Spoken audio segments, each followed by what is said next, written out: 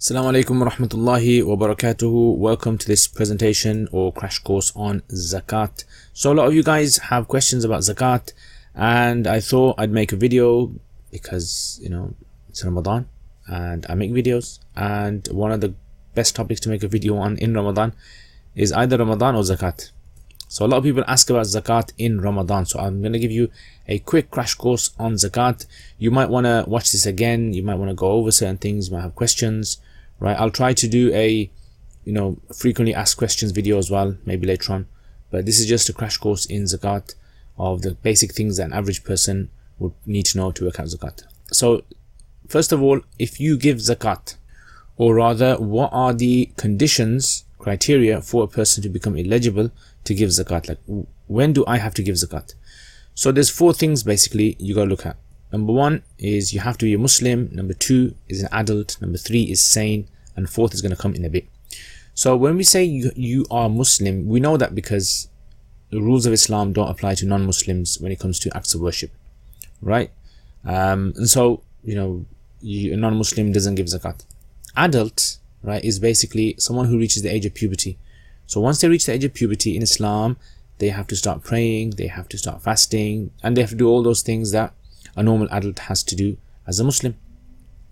So this is like a difference of opinion here, right? There are, some scholars out there like the Malikis and the Shafi'is who say that even youngsters, children, have to give Zakat if they have the enough wealth.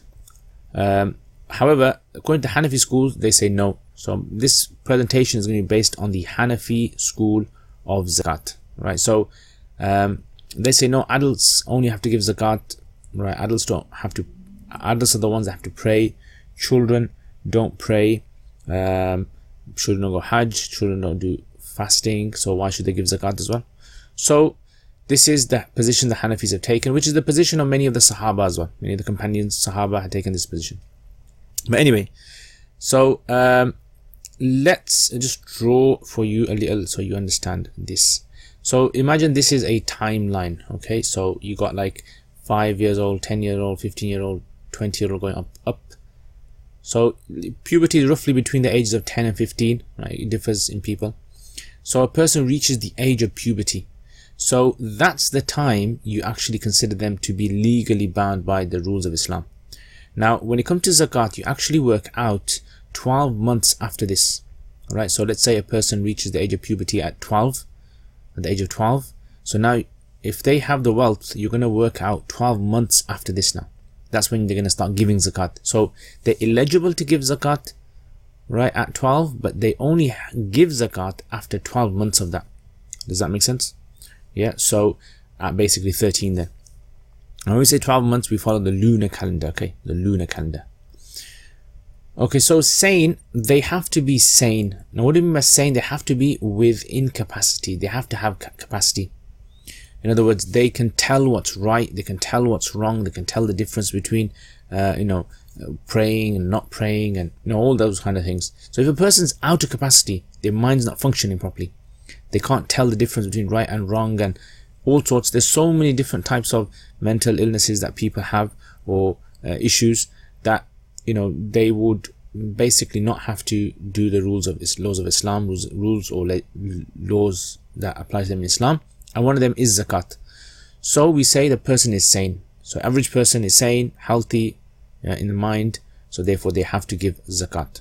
And simply because if a person's not sane, if a person's not in the right mindset, out of capacity like they say, then it doesn't make sense that they have to give their Zakat. So because the Zakat is a individual obligation, and that the individual obligation is something which has to be done with intention, why you're doing it for, and these people who are out of capacity, they can't make those decisions. So these are the first three things now. So these three things most of us share, all right? Well, you guys are watching this, so alhamdulillah, hopefully you're all sane, inshallah. Number 1, 2 and 3. So number 4 is nisab now. So nisab is what we call the threshold. You can write threshold over here. So it's basically an amount that you have, amount of wealth that you have to have.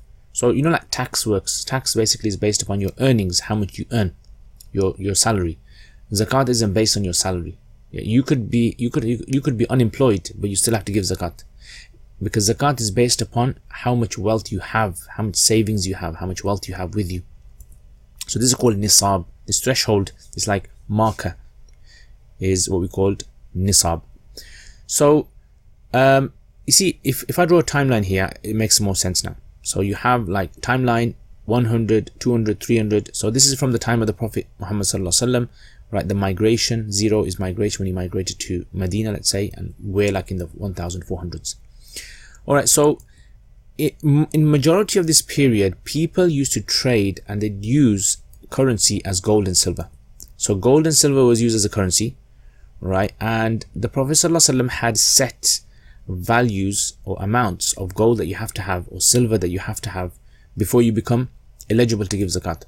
So the gold was basically 87.48 grams of gold. So if you had 87.48 grams of gold, approximately, according to, if you convert it into grams, 87.48 grams of gold you had to give zakat. You were basically considered to be eligible to give zakat. And when it comes to silver, it's basically 612.36 grams of silver. So he said whoever has roughly this amount in converting into our days grams, he said you got to give zakat on it. So this was basically what we call nisab. Nisab simply means threshold, the amount. So as long as you had that amount, you had to give zakat. So now everything else, now cash, now what do we treat cash as? Because cash came into the scene later on. So it came on the scene later on. Very recently, cash has been starting to be used as a mean of trade. So some said you use gold and some said you use silver. All right, there's a difference of opinion amongst the scholars. However, many of the scholars said it's best to use the silver because it's more beneficial for the poor. Meaning, if you use the silver, it's more beneficial. Let's have a look. So this is basically, I've pulled up a website here of the values of gold. So the value of gold, as you see in the corner there, £32.50 per gram of gold.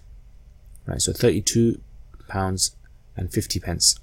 That's gold, that is. So if you were to work that out, then 87.48 times 32 £32.50, 32.5, which equals, you got your calculators, work this out quickly, £2,843 10 pence. That's basically the nisab today. That's the nisab that is. Alright, so that's the nisab today of gold. So if someone has that amount of gold only in their assets, right, then they have to use that. And silver, so if you look on this website, silver value is basically 37 pence, much less, 37 pence per gram. So you multiply 612.36 times 0.37, how much does that come to? Calculators out. So £226.57. Now look at the difference there. Two very different values. And this is on the 25th of May 2019 now. 25th of May. Right, so there are two different figures. You know, one is very high, one is very low. You know, you got 10 times difference almost. So this is why it's beneficial to use the silver, because more people are going to be eligible to give zakat if you look at the silver nisab. Now this is only if you have gold or only silver. If you have mixed assets, so you have gold and silver, then you have to use the silver. That's the rule that is. So you got to use the silver if you have mixed assets.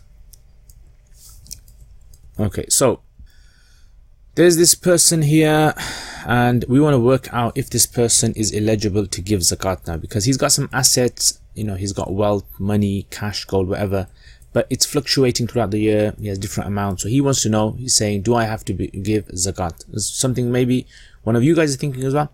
So let's draw this then. So £100, £200, £300, and make £400 there. And across the bottom we'll make the months, right? So May, June, July, August, September. We won't do all of them, right, all the way. So that's May 2018 and this is May 2019. Okay, so let's say for instance in May 2018, right, that's over here, 2018, that's 2019, mark that there. So 2018 May, this guy had £400. All of his savings is £400. Now is that more than the zakat nisab? Yes, it is, right? It's more than that, more than 226, whatever it was. And in 2019, does he still have more than that? So we draw a line, so that line represents the nisab. As long as at the beginning of the year, meaning when he first had it, and then 12 months afterwards, he has more than the red line, then he's considered to be eligible to give zakat. Now, it doesn't have to always be above the line. It can actually go under the line throughout the year. It doesn't matter. So it can dip under the line. But as long as the beginning of the year and after 12 months later, he has above the line, then you say he is eligible to give zakat. Because he's got 300 now at the end of the year. This guy is eligible to give zakat, irrespective of it dipping below the threshold throughout the year. So he qualifies to give zakat. But let's say, second scenario, it actually goes below. So if it goes so much below that it goes into the negative, zero, so he actually has zero assets or in the minus, then in that case, even if he has at the beginning of the year 400 and 12 months down the line he has 300, then he doesn't give zakat. He doesn't qualify. Why? Because he gone below zero. Dipping below zero results in him not qualifying to give zakat. So his year hasn't started then. So his year becomes cancelled once his assets dip below zero. Yeah, zero assets. So it's dipped below zero. Okay, so now he has to wait for the next time he goes above the red line, above threshold, for his year to start again. So once it goes above the red line, so it went above the red line right over here. So that's where basically it resets, and now he's going to count 12 months on from May 2019 or whatever day that was. I mean, I've written months just to make it easier, but we'd normally be using lunar months, right? So the Islamic months. So you reset it, and then you count 12 months after that, right? And that's where the zakat would be, right? So he doesn't qualify in this blue scenario. He doesn't qualify for it because he dipped. That dipping, caused this. Okay, anyway, zakat. Now, what are the zakat assets? This is a question that many of you guys it's on your mind. I've got so much things at home. I've got mobile phones, I've got clothes, expensive clothes maybe, I've got jewelry, I've got a car, I've got a few cars, I've got some watches. What do I have to give zakat on? So it's a very simple rule, 5 things you give your zakat on. Alright, so let me just draw this. There's only 5 things you basically have to calculate when it comes to your zakat. That's all. Just 5 things, calculate them, that's all. What are the 5 things? Alright, let me write them down then. So number 1, gold and silver. Number 2 is cash. Number 3 is business stock, inventory. Number 4 is shares in businesses, equity, pensions, number 5, right? But specific type of pensions, all right, which we'll talk about. Okay, so let's go through each one of these then. So if a person has gold and silver, right, for whatever use they have gold and silver, whatever reason they have it, according to the Hanafi school, you must give zakat on it. Even if it's women's jewelry for wearing, any form, any shape, you got to give zakat on it, right? Other schools, the Shafis, they say as long as you wear it for majority of the year, you don't have to give zakat on it, but that's separate days. So if you got jewelry, ornaments, what else could you have? I mean, you can have cutlery, you can have some sort of bullion, you can have coins, gold coins lying around the house, for collectors, items. Anything gold and silver, you got to give zakat on it. Yeah, there's an exemption, which is basically if it's like gold teeth or silver teeth, which can't be detached from the body, can't be removed from the body, right, without surgery or something, then there's no zakat on that. So like gold teeth, for instance. Okay, so there's no zakat on gold teeth, but besides that, all gold and silver, you have to give zakat on it. Now, how would you work this out then? How would you work out how much gold you have to give in zakat? Because a woman might have, let's say, jewelry, which is very expensive because it's a designer jewelry, but the gold in there, the silver in there is obviously not that expensive. So you got to work out the weight of the gold and silver, right? And the way you do that is either you take it to a jewelry store, you find out how much it costs, and they'll kind of tell you how much it costs, right? That's one way of doing it. Or what you can do, so either jewelry store, let's write that down, go to jewelry store, ask them to work it out for you, or you can actually do it yourself online. So you take your gold jewelry, you weigh it, and you find out the weight of the gold, and you find out the quality. So if is it 24 karat, 22 karat, 20 karat, 18 karat, whatever it is, you work out how many carats it is, you weigh that, and then you go online and online you look for scrap gold, right? So if you just Google in scrap gold value, so if it's 24 carats, just write in scrap gold value UK 24 carats, and it'll give you the daily figures of it. And then whatever the figure is in grams, I think roughly today it's about 29 point something grams for 24 carats. And then you just work that out, and then you multiply it, and then you just use that as your number. But if the jewelry has stones in there, you don't have to give zakat of the weight of the stones. You don't give zakat on diamonds or any other platinum or any other form of metals. Only gold and silver, that's all. So if a woman's got a jewelry set that's made from platinum, no. Yes, white gold is in the ruling of gold, red gold in the ruling of gold. Platinum is not in the ruling of gold, right? Platinum is not in the ruling of gold, so you don't have to give zakat on platinum. And gold plated is not in the ruling of gold. So if something's gold plated, covered in gold, gold plated, right? Something like gold plated watches or gold plated pens, that's not in the ruling of gold. And so that's it basically. That's how you work it out. Okay, cash. The next thing is cash now. So when it comes to cash, all forms of cash, any currency you have, you must give zakat on it. And whatever form it's in. So if it's in savings, if it's in current account, if it's in business account, all of that you've got to give a zakat on it. Even money that you've borrowed to someone, right? In your wallet, in your purse, in your PayPal, even money that you borrowed to someone, as long as you know you're going to most likely get it back, you have to give zakat on it. You must give zakat on it if you think most likely you're getting it back. So this is when it comes to cash. Sometimes you might have cash in your car, in your pockets, you know, strange places. Try to look for it as much as you can. So money that you loan out to anyone, I mean, what you can do is either you can give the zakat once you get it back. So if you borrowed someone money, you get it back after 10 years, you can either work it out, backdate the 10 years and work out each year, minusing the amount that you've deducted for the last year. Yeah, and you work out the zakat for that. Or you can give your zakat, when you're giving your zakat, you just include the loan that you borrowed to someone. Just include that in your calculations. Right, so this is the cash. This is okay. So cash. So if you think when you borrowed someone money, this is a question that people ask. I think he's not going to give him back. Most likely he's not going to give him back. So if you most likely think he is going to give you, you have to give zakat on it. But if you think most likely he's not going to give you, you've lost hope, right? You know, so many years has gone by and they haven't given it, and you know they haven't even mentioned it or anything. Then you don't have to calculate it. And even if they give you back, you know, you don't have to work out the past years of the zakat on it. Okay, so that's basically when it comes to loans that you borrow out to someone. Okay, so when it comes to cash, gift cards as well, if you buy a gift card from a shop, right, if you bought the gift card and the gift card has a cash value, you have to give zakat on that. You got to work that out. But if you were gifted a gift card and it has a cash value on there, as long as you can't cash it, right, then it's considered to be a non-zakatable. You don't give zakat on it.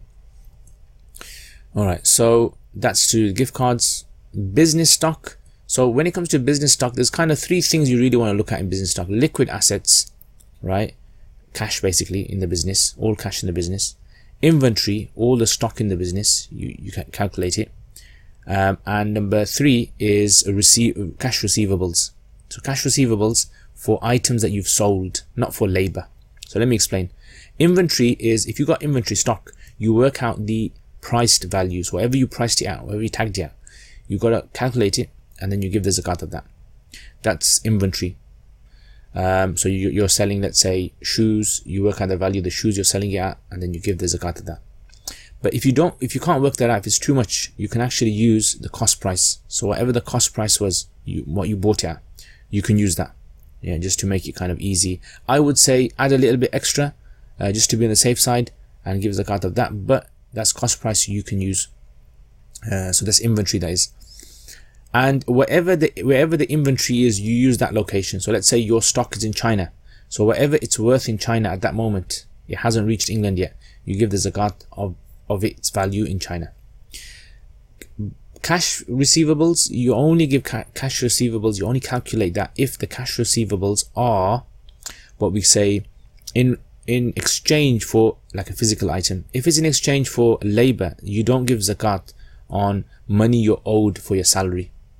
right? So for example, like let's say you work for someone, you did a job for someone and they owe you quite a bit of money, many years have gone by, they still owe you, you don't have to give zakat on that, right? So owed money you don't have to give zakat on if it's not in exchange for stock. If it's in exchange for stock, now let me explain something. A lot of people say, well, I sold my car to someone, my personal car, and the person hasn't given me the money back. They're going to give me the money back in a couple of years.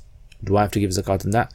No, you don't. So this ruling of business stock is something becomes business stock when you purchased it with the intention of sale. Anything you purchase with the intention of sale, you basically become a businessman Islamically. So it's not like, in this society where to become a businessman, you officially have to have a license to become a businessman, etc. No. Islamically, some people, like for example, on the side, they buy cars and sell them, buy cars, fix them up, sell them, right? Or buy houses, fix them up, sell them, or anything like that, then you have to give zakat on it, right? Or for example, like this, maybe a person who bakes cakes and they buy ingredients to sell, right? They have to give zakat on the value of the ingredients. They might buy cloth, because they might be tailors, they have to give zakat on the cloth that they have, and so forth, these kind of things. But if you have a personal item and you decide to sell it, that doesn't become a business asset, right? It only becomes a business asset if you bought it with the intention of sale. So the question now comes, what if you have rental property? You bought a house with the intention of renting, buy to let. So you bought it because you want to let it out to people. You don't have to give zakat on the value of the house in that case, because your intention was not to sell the house, it was for rental income. Okay, and this brings us to the question of rental income. So rental income in a business, how does that work? So rental income, all the income that you've earned throughout the year, the residual income, any income that you have left on your zakat date, right? We said on that May date, whatever it was, on that date, whatever you have left on that particular date, you give zakat on it. And if you don't have anything left, if you've used it up, you don't have to calculate it. Simple as that. So this is according to the Hanafi school of thought. So okay, now let's say for example there is a business and this business is worth, let's say 100k, yeah, 100,000 pounds. Do you have to give zakat on all of it? No. So let's say 10k is cash, and let's say 5k is stock inventory, and let's say maybe 5k is receivable cash receivables. So in that case, you have a total of 20,000 pounds of zakatable assets in that business. So the whole 100,000, the value of the business is not zakatable. It's just the 20,000 pounds in it. That's all you have to look at, right? So that's basically how you work. So zakat is on the 20,000, and then you work at you work at the zakat of that. So business stock, I think that's done. I can't really think of anything else which would come to mind when it comes to business. Right, let's move on then. So actually I think, yeah, all right, so there's no zakat on, so this is just to clarify, I think I've mentioned it already, but it's just to clarify again, on money that's owed due to labor, right? So this is a question that a lot of people ask, so I thought I'd just write it down just so that's clear. So if you're a teacher, tuition teacher, and you're owed lots of money by parents or people, then you don't have to give zakat on it. Yes, once you receive it and you have it and it's your zakat date, you obviously got to give zakat on it because it's in the ruling of cash now. Shares now. Now shares, how did you acquire the shares? That's the first question a scholar's going to ask you. So when you say I've got shares, do I have to give zakat? How did you acquire them? So you either acquired them through purchase, right? You bought them. That's the first one. So let's say you bought them, or through some other way, meaning you were gifted them, company gifted them to you, or whatever. So if you buy them, right, then there's two scenarios. You either bought them for dividends, right, long-term investment, or for sale. Okay, just to say this, right? So for sale, so you want to sell them, or you want dividends, right? So you bought shares, you're waiting for the price to go up, then you're going to sell them. Or you bought shares because business is doing quite well, so you want profit from those shares, you want dividends. So the rule is any shares which are gifted to you or are dividends, there is no zakat on the entire value, but you have to work out the zakatable assets in that business. All right. However, if you buy the shares with the intention of selling them, you got to give zakat on the entire amount, right? The full value of it. Right. So let me say that again. So if you have shares and you receive the shares as a gift or as dividends, then you don't have to give zakat on the entire value of the shares. So let's say your shares are worth £10,000. You don't have to give zakat on the entire 10,000. You just have to work out the percentage in that shares which is zakatable. And I'll show you how to do that in a bit. But if you bought the shares with the intention of waiting for the price to go up and then you're going to sell it, then in that case you have to give the zakat on its value, entire value, the full value of the shares, whatever it's worth. If you bought it for 10,000 and it's worth 10,000 now, you got to give it on 10,000.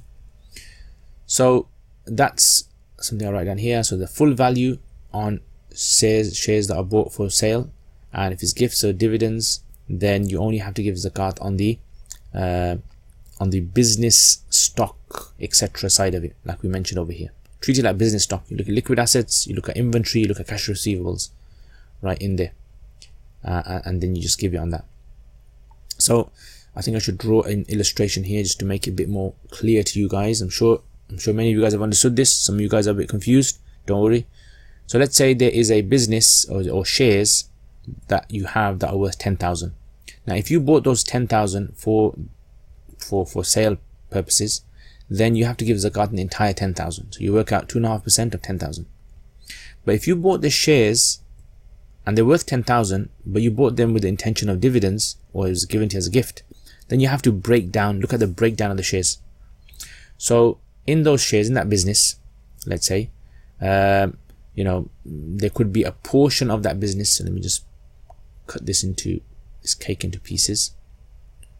Right, nice colors there, and one more there, nice green color there. Okay, so let's say for instance you have shares in the business. So the red part, let's say, it illustrates or represents the fixed assets in the business. So the shares are worth 10,000, but in the entire business, so let's say the business is worth £1 million or whatever. So this much percentage of the business, the value of it is because of the fixed assets they have, computers they have for office purposes, or building structure, or cars they have, fleet of cars they have for rental purposes or for taxis. So these are fixed assets. There's no zakat on fixed assets. Okay, like we said, no zakat on fixed assets of a business. And green, let's say it's other. Actually, no. Let's say it's cash. Cash is better. And the blue, let's say that represents the inventory of the business. So now all you have to look for is what? Cash and inventory, that's all. How much cash do they have? So let's say they got 2k cash, £2,000 cash. And inventory, let's say they have 5k, right? 5,000 out of the 10,000. So altogether, you only have to work out the zakat of 7,000 of that 10,000. You don't have to work out the full 10,000 zakat, because not all of it's zakatable, right? And this is how you work out the zakat of a business stock as well, like we said. So your share of that business, right, is the 10,000, right? You just have to work out how much of that is zakatable. Simple as that. All right, I hope that makes sense. Okay, this is quite a longer video, and I hope you guys are understanding it so far. All right, next. So what about pensions then? So pensions, we divide pensions into two types. So you have something called a defined contribution scheme pension, right? Defined contribution scheme pension, and you have other types of pensions. I don't want to go into them. Just have to look at these two types. So the zakat is only given on defined contribution scheme pensions. This is where a person, right? This is confused John. So confused John or confused Zaid, he has a pension. He has a pension and he receives a letter. So if he can actually allocate where the funds are going to be invested, so they give him the letter and they say, you can invest in property, you can invest in gold, you can invest in equity stocks, you can invest in this and that, bonds, whatever. So he basically looks, if he has the ability to be able to decide where the investments are going to be made and chooses a fund manager, that's where he has to give zakat, right? So he has to give zakat because he has the ability to choose where the investments are going to be made, so he has some control. Other pensions, you have no control, so there's no zakat. You have no control of where the investments are being made. So you look at where is there ability of investment? Can you make the choices of investment? Yes, then give zakat. So how do you work it out? Same way as this, exactly the same way. So pensions are like shares. So if you have, let's say, £10,000 pot of pensions, again, you look at the fixed assets of those businesses, and then cash and inventory, and you only have to give zakat on cash and inventory. That's all. You don't have to give zakat on the fixed assets of the business itself. Now, when it comes to equity, right, equity is like stocks. So sometimes you might hear about this. People have invested in equity, invested in stocks, and it's very difficult to work out, to kind of work out exactly all the stocks and how much they're worth and everything. It's very difficult to have a breakdown of that. So this is why many of the scholars today have used 25% mark, and they base this 25% proxy on the assessment of the FTSE 100. So FTSE 100, they went through the entire FTSE 100. They found out how much the business is worth. I mean, Mufti Faraz Adam, if you don't know him, he's done lots of, he works with National Zakat Foundation, and he's got his website as well, and he's done lots of answers on zakat, and he's actually gone through the FTSE 100 with other scholars, of course, and they found that in the FTSE 100 there was actually 66 businesses which were permissible, Islamically permissible, and the maximum that they had that was zakatable was 25%, and some were much less, and 33 of them were actually Islamically non-viable, right? So they were not compliant Islamically. So if something is non-compliant Islamically, we shouldn't be investing in them anyway. We shouldn't have investments in them, because the money that's earned from them is impermissible, right? So if you have equity, you only have to work out 25% of the value based on that research that they did. Okay, so all right, so let's say, for example, there is a cake here, and you split this cake into different pieces, then your pension pot, let's say, and so you got this kind of breakdown of your pension. And so it says, for example, some of it's equity, some of it's in property, some of it's in cash, some of it's let's say in I don't know what else could it be, bonds, right? But the bonds, most bonds are considered to be impermissible, because it's basically interest. So you invest, and then when they give you dividends, they're giving you dividends based on cash. So you're loaning someone money, and you're making money from that money. You're not allowed to basically make money from loans, and that's what bonds are, right? And the Islamic kind of viable version is called sukuk, which they try to overcome this to different ways. I don't want to mention that here, but bonds are not allowed. So if you have bonds, get rid of them basically, or change them. So if you have cash, so cash, you got to give zakat on the full amount, right? Property, if it's for sale, then full amount, and equity, like we said, is 25%. Bonds, they're not Islamically viable, so we don't use any percentage for that. You got to get rid of them, right? Simple as that. You take your capital and you get rid of them. Okay, and so let me just write that over here. So this is not Islamic. No, it's not Islamic. Okay, so you got this now. This is your pension plan. This is how you're going to work it out, right? So you work out how much the pension is worth. Let's say 20% is in cash, let's say 20% is in property, and let's say 40% is in equity. So you're going to work out 20%. So let's say, how much is it pot worth? Pot is worth, let's say, £10,000. So 20% of that is obviously £2,000, right? So 2k is cash, 2k is property, and we don't have to do the whole 40%, just 25% of 40. So 25% of 40 is 1k. So the zakat of that would be 2 plus 1, which would be 4k altogether. So you just have to work out 4k of the 10,000. You don't have to do the full 10,000. The bonds, obviously, we haven't done that, because that is, it depends how much you've made from the bonds. So if you made a lot from the bonds, you've got to get rid of, give it all to charity. Okay, so zakat on that 4k there. Okay, I think that's all done now. So you got gold, silver, you got cash, you got business stock, you got shares, you got pensions. Okay, now let's try to add these up now. So let's say, for instance, you have £500 worth of gold and silver. You have cash in the region of £1,500 of cash. You have business stock, let's say £5,000 business stock. value. You've got shares. Let's say the shares are worth, you got shares for sale, let's say £1,000 worth that you sell, shares that you bought with the intention of resale, and let's say you've got £3,000 worth of shares, right? But these shares are for dividend purposes. So you've broken it down, you found out exactly how much, you know, is zakatable, and you worked it out to be 3,000. And then you got pension, and your pension is a defined contribution scheme pension, which is worth £10,000. So it's all worth 10,000. Everything, you know, let's say you worked out all the cash and equity and everything, and it comes up to 10,000. So you have to add all these together now. So add all these up together, right, get your calculators out, and it should come up to something like £12,000. So you got £12,000 of zakat assets, basically. That's what you've got. Now the next step that we want to look into is we want to look at the liabilities now, because you don't have to give zakat on all 12,000 really, if you've got liabilities, if you owe people money. So we want to look at liabilities. Liabilities is what you owe. So let's have a look at what is owed then. So we have this concept in Islam, which is you can deduct from your zakat assets anything that you owe to anyone else, and we call this liabilities. So the liabilities are basically anything which is outstanding. So anything that is considered to be outstanding on the zakat date. So on your zakat date, anything that's outstanding. You cannot deduct future bills. So if you think you're going to owe someone in the future, or you're going to owe a business in the future, or you're going to owe a company in the future, or bills or whatever, you can't deduct those. But you can deduct anything which is outstanding. So let me just draw this in a time scale, right? So you can see this on a graph.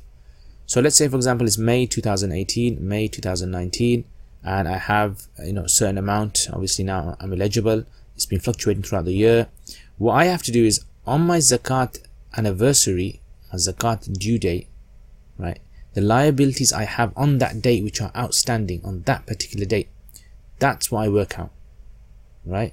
And that's what I can deduct. So for example, stuff like bills, stuff like tax, things like debts, things like long-term debts as well. So short-term debts, long-term debts is basically anything which you're going to pay in a structured way over many years, right? So the rule for long-term debts, according to contemporary scholars, is you can deduct what you owe the financial institute in the next 12 months, principal only, minus the interest. So this would include stuff like you know, mortgages, right? Things like mortgages, student loans, credit card payments that you have to make over a long period of time. So all of these things and others, right, as long as it's a long-term structured debt, you can deduct 12 months of principal. Yeah, so you take off 12 months, right? So you can calculate that as well. What you can't do is you can't deduct anything which is haram. Any haram debts that you owe someone. Maybe it's because of interest that you owe the bank, or maybe it's, you know, some casino bills, you know, unfortunately may Allah save us from that. So these kind of stuff you cannot deduct, right? These kind of things you are not allowed to deduct. Okay, so I think that should be clear now. So let's say, for instance, let's add these together. So let's say liabilities, for argument's sake, is £200 phone bill I owe. Let's say it's £500 rent I owe. Let's say it's a tax. How much tax? Let's say £1,200 tax, council tax I owe. And I don't know what else can there be. £5,000, let's say mortgage for the 12 months. Right, so I add all of that together, get your calculators out, it works out to £6,900. That's my liabilities, that is. So I deduct from 12,000, I can deduct £6,900, and basically that's what I get. Yeah, so I get £5,100, and that's my zakat assets, that is. So now that's what I give zakat on. That's the figure, right? So we work out 2.5% of that. An easy way to work out 2.5% of anything simple is just divide it by 40. You divide any number by 40, you're going to get 2.5% of the original number. So 5,100 divided by 40 equals, calculators out, £127.50, and that's the zakat for that year. Khalas, that's it. So 100. So from the original figure that we started off with, right, which is £12,000. Yeah, we worked out all the liabilities, everything. Eventually, we came down to £127.50, and that's basically how you work out zakat. Now, the thing to remember, when you're calculating your zakat, you have to calculate your own zakat separately from anybody else's. So you can't do like group calculation of zakat. You can't, like, husband and wife cannot work out their zakat together. Father and children can't work out the zakat together. They have to do it separately. Yes, they can give all the zakat together to the needy, but they cannot work out the zakat together. So husband and wife have to work out the zakat separately. Liabilities, everything has to be done separately. So this is what we covered today. Zakat, we covered all of that. Liabilities. Now let's look at who can you give zakat to. So it's very simple. There's a verse in the Quran of who we can give our zakat to, and this verse in the Quran, it basically kind of covers all the 8 groups of people that you give your zakat to. So let me just copy and paste it here. So this is the verse. أعوذ بالله من الشيطان الرجيم.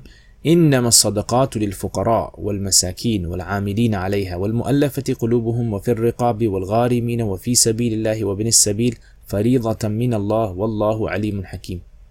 So Allah, He says here, alms are meant for only for the poor, the needy, those who administer them, those whose hearts need winning over, to free slaves and help those in debt for God's cause and for travelers in need. This is ordained by God. God is all-knowing and wise. Right? So there are 8 categories of people that you can give your zakat to. They are the fuqara, masakin, amilina alayha, mu'allafati qulubuhum, fi riqab, gharimin, fi sabilillah, ibn sabil. 8 people. And in the English translation, the poor, the needy, those who administer them. So the poor and needy are those people who basically are poor and needy, who have less assets, less than the zakat, the threshold, nisab. So when we worked out £226, less than that, you can give it to them. Or whatever they have, after they minus their liabilities, they're below 226. Those who administer, so those who administer actually are those responsible for collecting the zakat and giving it to the poor. These people can actually take zakat. Yeah, but it's best for the government to allocate the zakat to them rather than them taking themselves, or an organization doing it. Right? So they can take from that as a wages for that, even if they are not poor themselves. Those whose hearts need winning over. Right? So this was like a differed issue amongst the scholars. Does this include non-Muslims today? Does it include those Muslims who are weak in their faith? Can it be used for other like initiatives in the community for strengthening Muslim identity in the community? This is like a different issue among scholars, but this is one of the groups that's mentioned in the ayah. For freeing slaves, so for slaves who wanted to become free and financially wanted to pay off their debts, you could give it to them. Those in debt as well. So those in debt would refer to anyone who has a big debt over their heads. What we call a person that is drowning in debts. They can receive. So they can be like a millionaire, but they might own $1 million, but they have 10 million in debts. So this person technically can receive zakat to help pay off his debts. For those, God's cause. So God's cause would be someone like a soldier in the battlefield, right? It's known as God's cause. And some scholars have derived other scenarios for this as well, like a person who goes for Hajj as well, students of knowledge as well. And the traveler. So the traveler would be someone in needs, a traveler who's rich at home, has gone on a journey, lost his money or her money. As being a traveler, they need to get back home, so they can actually take zakat funds from wherever they are to do whatever they have to do. So they're considered to be zakat recipients. So these are all 8 zakat recipients. Now you cannot give zakat. The Prophet also mentioned you can't give your zakat to your parents and parents' and to your children. Right? So you can't give it to ascendants or descendants. You can give it to your brothers and your sisters and your uncles and your aunties and all of them. You can give to them. Another category is, can you give it to the progeny of the Prophet ﷺ, what we call the Sayyids, those who come from the lineage of the Prophet ﷺ? Majority of scholars say no. Some of the scholars say if they're in dire need and there's no other way of giving them, then they can take it. And to ascertain whether you are a Sayyid, it goes through your father. So you have to be 100% sure that your father and father and father and father, it goes all the way back to the Prophet ﷺ, or the lineage of the Prophet ﷺ. So you got to be like, basically that's how it should work. So it goes through fathers. If it goes through your mother, then you can receive zakat. You don't fall in this group. So anyway, Jazakallah khair. I hope you guys benefit from this. Thank you very much for watching this. I know it's very, very long. It's probably one of the longest videos I've made. But I think it's very beneficial, and a lot of people are going to be asking questions about this. And, you know, it's something which people on a yearly basis, they always kind of want to know about zakat. So thank you very much. Again, my name is Liaquat Zaman. If you have any queries, any questions, you can ask them. And hopefully I'll try to do another few videos maybe in the coming days or weeks on frequently asked questions about zakat. So Jazakumullah khair. And patrons, this has only been possible through my patrons, alhamdulillah, those people are supporting this channel, helping me create this content and being able to provide free content for people around the world. Thank you very much, patrons. If you guys want to become patrons, if you want to help me, support me with this channel, making more content and videos free of charge for people, then visit my Patreon page. You can become patron. Whatever you give on a monthly basis, you know, will help me a lot, and I'd be very grateful. And if you check out the Patreon, you can actually see there's actually certain perks of becoming a patron. You might get access to certain types of videos that I've made that other people don't get access to, and you get my du'as as well. So Jazakumullah khair. Thank you very much. Assalamu alaikum wa rahmatullahi wa barakatuh. Thank you very much, guys, for watching this video. And again, thank you to all my patrons as well for all your support. Jazakumullah khair. May Allah reward you immensely. If you guys want to become a patron, then links in the description below. Jazakumullah khair. Assalamu alaikum wa rahmatullahi wa barakatuh.